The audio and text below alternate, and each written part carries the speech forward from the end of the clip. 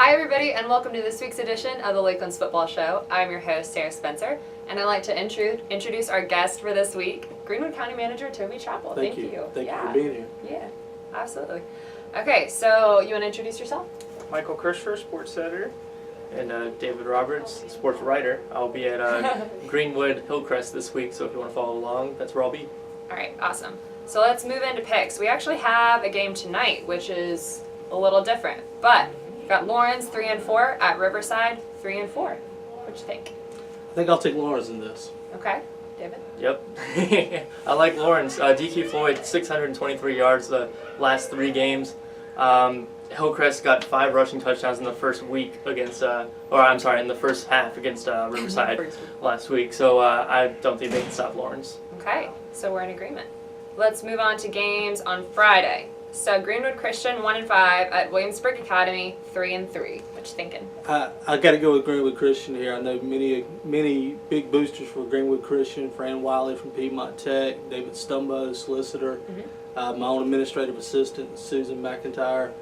Big Greenwood Christian supporter, so I'm going with Greenwood Christian for the win. You're gonna get in trouble if you don't pick Greenwood Absolutely. Christian. Okay.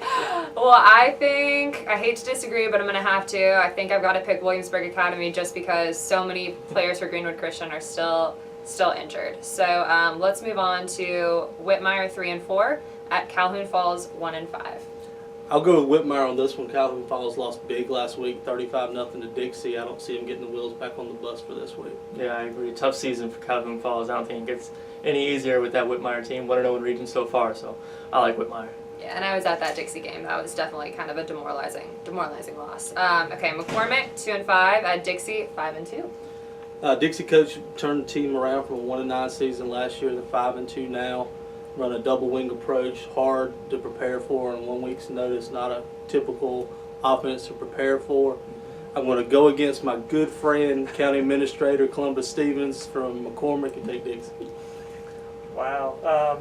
Yeah, McCormick Dixie could be potentially, the coaches won't tell you this, but it could be whoever wins this game is going to win the region title. That's the way I look at it. And I actually agree with you. I think Dixie is going to play a little ball control, play keep away, and say we're going to keep this ball so we can try to get our region title. So okay, look for Dixie. All right, moving on. 96 1-6 at Southside Christian 5-2. 96 last week, narrowly lost to Daniels. Started conference play, looking for a turnaround. 20 points last week in the second quarter, 13 points in the third quarter. They can get that kind of offensive consistency. I think 96 can pull it out, so I'm going to go with 96. Yeah, okay. I was at that Daniel game, 34-33. That was another demoralizing. I'm just at all the tough losses the past week, and it's been tough to watch. I think I might go with Southside Christian on this one. Wow. It's hard, but I think a lot of teams kind of just can run away. If you can run away from Saquon Garner, if you can pass behind those DBs, then you can have some success. But I think it's going to be close, and it's a hard pick. Moving on. Okay. Keenen 1-5 at Saluda 5-1. I'll take Saluda to win big, real big. You know, since their week 1 loss to Strom Thurmond, they not only beat people, they beat people. Beat up on people. So I don't see any difference. I don't see anything changing this week. I'll take Saluda. All right, David. Yep, I like Saluda too. I don't see anyone beating Saluda until late in the season, so yep. All right, Liberty 5-2 at Abbeville 6-0-1. I think much like Dixie, Abbeville with their option approach is something you don't see often, and they run it to perfection from Pee Wee all the way through high school, so the kids know how to run it. 2 specific people kind of helped me make this pick. One is the Abbeville legend, Keely Goodwin, a former Greenwood County employee, a legend and football aficionado. And second's Chris Trainer. I feel like I'll start getting FOIAs postmarked from Columbia if I don't take Abbeville. So I'm going with Abbeville. Yep. There you go. I know I said Saluda won't lose until late into the season. Abbeville won't lose at all. They're not going to lose another game, including this one. You heard it here first. Just kidding. Everyone's been saying that. Okay. Clinton 3-4 at Newberry 4-3. Yeah, Clerk County Council Katisha Crump-Maluki is from Silver Street. So she tells me, she's giving me the inside scoop on Newberry. Says they're strong, so I'm going with Newberry over Clinton. I'm going to have to disagree with you. I think Clinton's going to pull off the upset on the road. I think they've got the horses to offensively get ahead, keep a lead, and just hold off Newberry at the end. Going to be a tight one, I feel like. Okay, moving on. Carolina Academy 0-7 at Emerald 1-6. Both are struggling. I mean, what can we say here? I'll go with the home team and take Emerald. Yep. I'm gonna go with Emerald too. I think this is their time to double their win total and get to 2. Yep. All right, game of the week.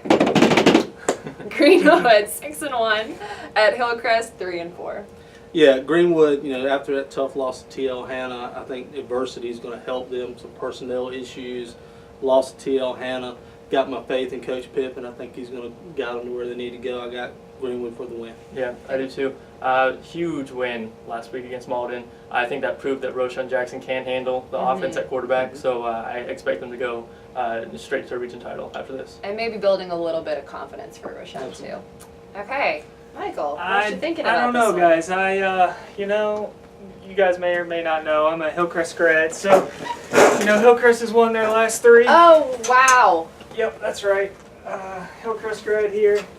In case you can't read it, yes, they did get Christopher all on the back. They got Somehow, it believe all or on not. the back. Hillcrest of his has won the last 3, but I'm still picking Greenwood. I think even though Hillcrest has won the last 3, Greenwood just too much offense. You can't Love win. you, alma mater, but Eagles. So we You can't do that. So we put the jacket on only to. Does Lee Corso do that? Does No, he he put doesn't do on that. the headgear No. only to say, "I'm going to pick the Surprise team of the week. whose headgear did not arrive"? Of course, Okay. it's Indiana and Navy.